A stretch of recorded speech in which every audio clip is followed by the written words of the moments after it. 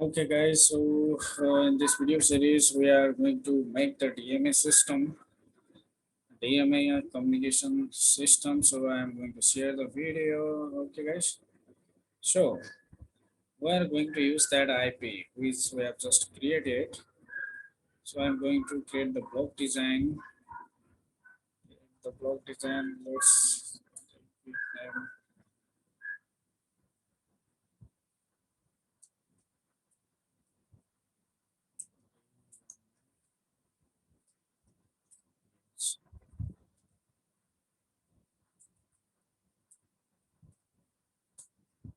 DMA to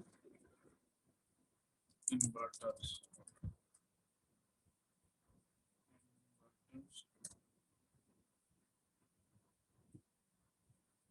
Data takes DMA to inverters. Okay, guys.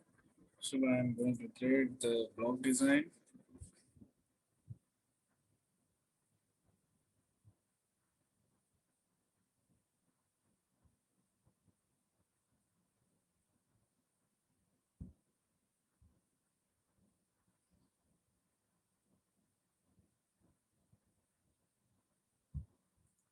So let me add the IP name called inverter. So first of all, we need to add the repository here. Okay, guys. So we need to add the IP here. Repository. Okay. Inverter.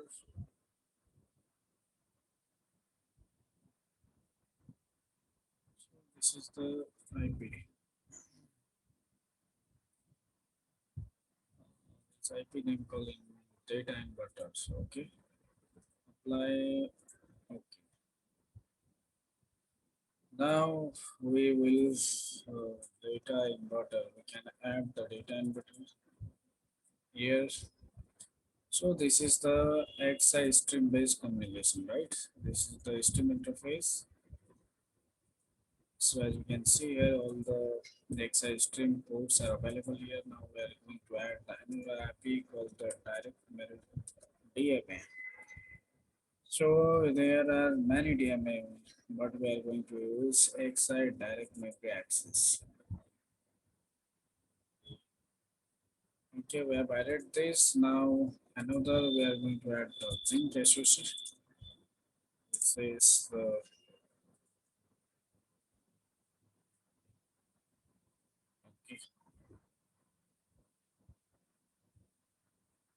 Okay, guys. So we need to run the run block automation. Let's run block automation.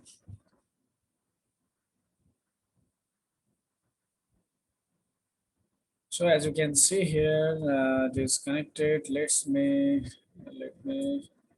run connection automation again. So here we are going to connect the SXI light with the processing system master GP0 port. So XI port. This is the memory map interface used for the memory map interface, which is used as a slave device for the master processor. So here you can see the scatter gather mode is also enabled in the XI DMA. So we are going to disable this scatter gather mode, enable scatter gather mode. We are not going to use these ports. So we have just click on OK. Right, so here you can see the MXI GP0 port through this with the help of XI interconnect. This is communicating with the MXI GP0. This is the memory map interface, and here the XI DMA controller there are still three ports are unconnected, right? So this is the SXI stream to memory map. Stream to memory map, XI stream to memory map. This will data inverter will talk with the XI stream to memory map interface. Okay, guys, and this is the and the XI DMA with the XI DMA has another three ports. As we discussed, we have three ports again. So these ports are used M axis, XI interface, memory map to stream interface. right? Memory map to stream interface. This is used from the XI DMA write the data to the data inverter or IP, and then XI stream to memory map. This is used to communicate with the processor. So processor to write the data from the this processor to DDR memory, right? From the processor to DDR memory. So what we are going to do is there are two ways. So we are going to use the HP. We are going to use the HP0 ports to write high performance port. So we are going to enable these ports. Okay, guys, in the Zynq processor. So as you can see here, this is the high performance XI ports is over here, right? So I'm going to click over here, PSPL configuration, XI high performance register. So initially one SP0 interface is fine for us, so we are going to use only one SP0 interface. Okay, guys. So now we are going to run the connection automation. This is going to connect with the XI DMA master XI memory map to stream. Memory map to stream interface. XI DMA is going to connect with the Zynq processor. Okay, guys. So here you can see here, as you can see here, with the help of XI Smart Connect. With the help of Smart Connect, one port is connected and another port is open because here, as you know, are two ports, one for the reading and another for the writing. So again, we need to connect this MXI stream to memory map with the SP0 port. So here are our two ports is already connected. Now we need to connect some ports manually, right? Some ports with manually with the DMA. So what are the ports available here? So first of all, XI clock, we are going to connect with this clock signal, and the reset end signal, we are going to connect with the reset end signal, and another we are going to connect. This is the master memory map to stream interface with this. Okay. So we are going to connect this stream to memory map.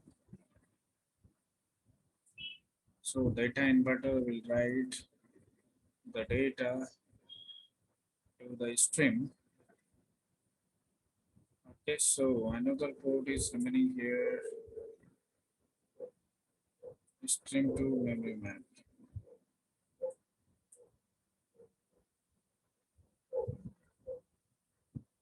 So let me optimize this.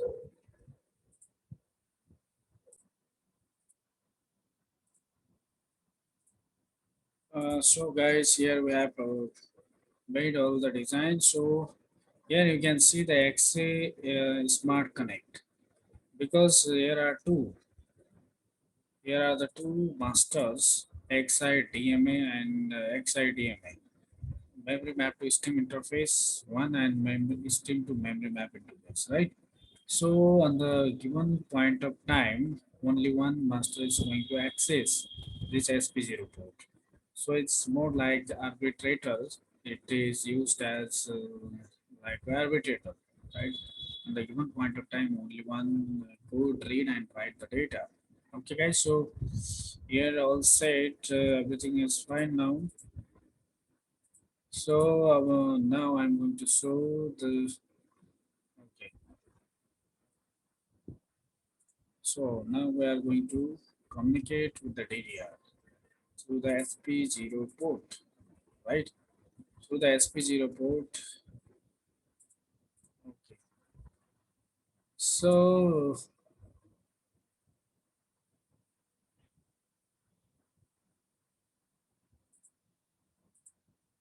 now I'm going to show the address editor. So here you can see in the processor is the one masters, and here DME is the another, XI DME is the another master inside the processor.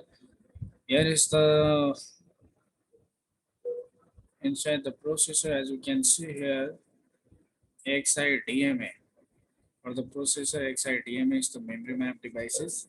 So this is the slave interface, and the XI DMA is the masters to the SP0 ports. For SP0 ports, here you can see the range, right? So here are the two. Here are the two masters. Okay, one is the here are the two systems available. So inside the, as you know, inside the Zygo board there is Zynq. There is a 512 megabit DDR memory is available.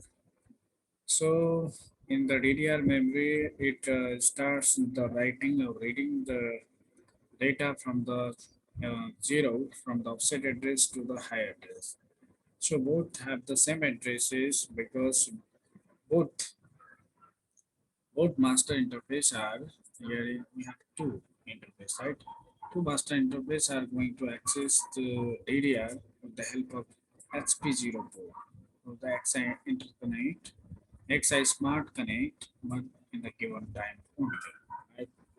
So with the help of this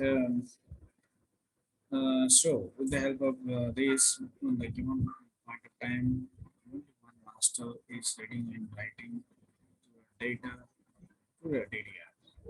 Okay. So we are going to now, right now, we are going to see the data, how is communication is happening. So for this, you can just you have to just debug the design. You have to just click on debugging the design wherever you want to see the data processing. Let me debug this point also I am to debug this line. I am to see the data how it is processing. So after this after debugging, you have to just click on run connection automation. What it will do is it will instantiate, it will add the ILA block design of the ILA code. ILA code over here.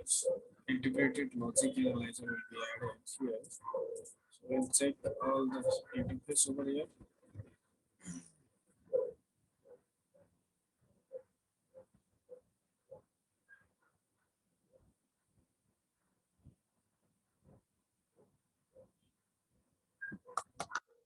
Yes. Right now you will be saying here that is system ILA.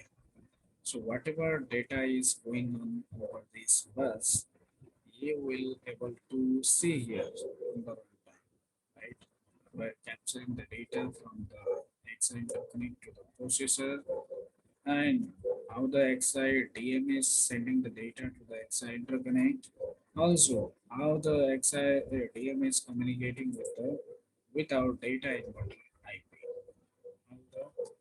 All the data will capture over here. Okay, guys. So right now we are on the final step. So we are going to save the design, and we are going to validate this design. So after validating, we'll be generating the output products, and we'll be generating the bitstream file. After then, we will write the software code for the data transmission. Will be will be configuring the DMA controller to for the data communication with the data inverter. So it will take some moment, and then we'll wait.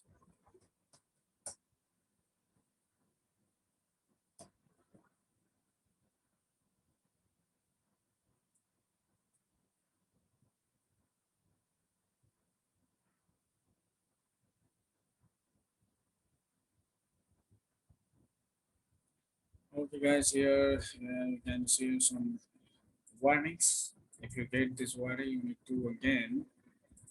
need to again validate the design.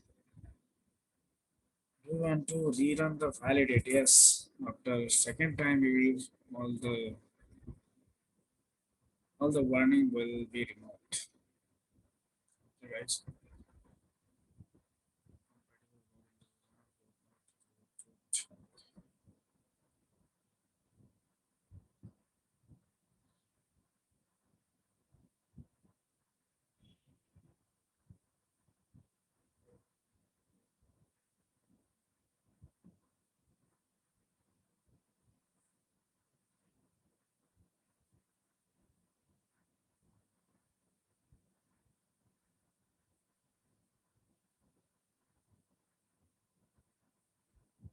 Critical masses for validating the design.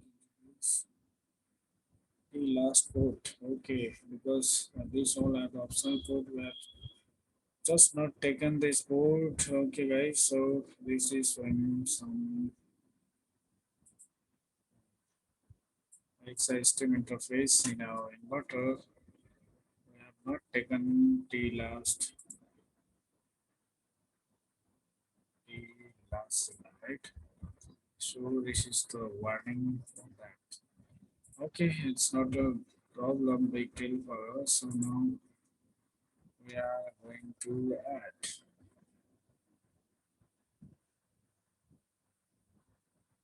Okay, so we are going to create the STL wrappers.